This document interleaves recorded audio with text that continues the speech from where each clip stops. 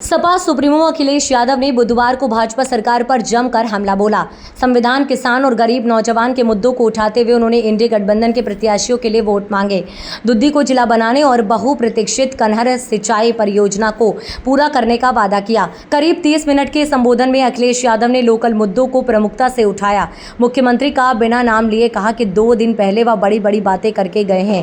जब वह खनन माफिया के खिलाफ बोल रहे थे तब सभी माफिया उनके मंच पर पीछे बैठे थे। सोनभद्र, मिर्जापुर, चंदौली और बनारस वाले माफिया आज बीजेपी के पीछे छिपे हुए थे। सोनभद्र में ऐसी लूट कभी नहीं रही। ये जिला सबसे ज़्यादा बिजली बनाता है, लेकिन यहाँ के लोगों को अखिलेश यादव ने कहा कि हमने अस्पताल बनाना शुरू किया था, कनहर सिंचाई परियोजना शुरू कराई, लेकिन इस सरकार ने उसे रोक दिया। ये लोग मनमर्जी से चल रहे हैं। वह अपने मन की बात तो कहना चाह रहे हैं, लेकिन संविधान की बात नहीं सुनना चाह रहे हैं।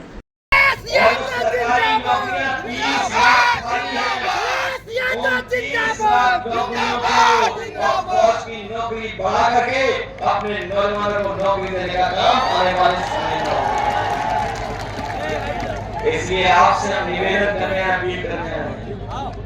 आपने वो समय भी देखा जिस समय इन्होंने राशन बांटने का काम किया, जिस समय 2022 का चुनाव था, बीजेपी वाले बहुत गरीबों को राशन दे रहे थे, चने की दाल दे रहे थे, चना दे रहे थे, रिफाइंड तेल भी दे रहे थे, नमक भी दे रहे थे। और जब वोट मिल गया, सरकार बन गई, तो बताओ राशन में क्या दे रहे गरीबों को? बताओ राशन में क्या मिल रहा है गरीबों को? न जाने क्या दे रहे हैं राशन में। इसलिए अपने गरीब परिवार के लोग कहते जा रहे हैं, उन्हें भरपेट खाना भी नहीं खा पा रहे हैं। इसलिए राशन की मात्रा बढ़ाएंगे और जिस तरीके से संपन्न लोग, जो लोग शहर में रह रहे हैं, जो बड़े लोग हैं, आजकल पैकेट का आटा खरीद करके खा रहे हैं, जो न केवल गुणवत्ता में बेहतर है बल्कि पौष्टिक है। हम अपने गरीब परिवार को कह जा रहे हैं हो जाएगी, लेकिन हमारे किसानों की आज कोई उम्मीद नहीं हुई। न खेत को पानी दे पाए, न समय पर खाद दे पाए और न कीटनाशक दवाइयां दी।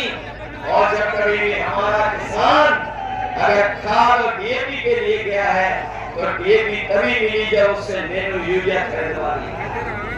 और जब किसान देखता है कि 10 साल में उसको लाभ नहीं पहुंचा पाई सरकार, जहां उसके लाभकारी मूल्य देना था फसलों के लिए, वही हमारे किसानों को संकट में डाल दिया।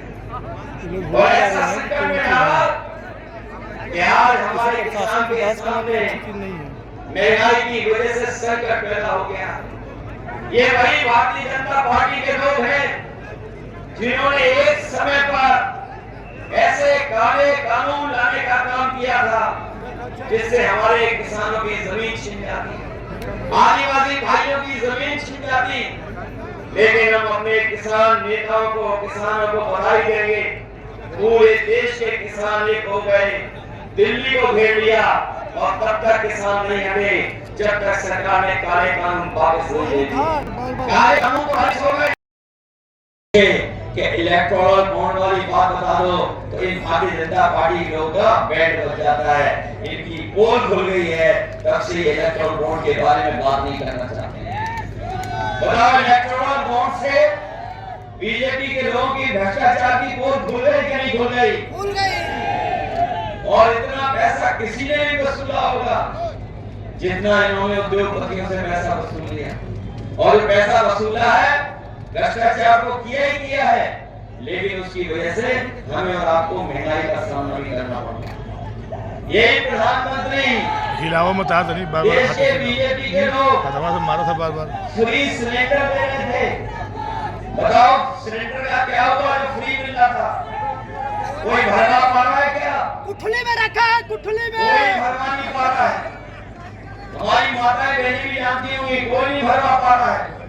घरवा जी, उनके परिवार में जहाँ दुख आया है, जहाँ उनकी माता जी का स्वर्गवास हुआ, उसके बावजूद भी ये लगातार जनता के बीच में हैं, जहाँ हम दुख प्रकट करते हैं वहीं हम इनका भी धन्यवाद देते हैं कि चुनाव के मैदान में लगातार जनता के बीच में वहीं हम अपने तमाम लोगों को भरोसा दिला के जा रहे हैं जिन्होंने समय समय पर हमारे समाज को और देश की राजनीतिक दिशा में काम किया, चाहे हमारे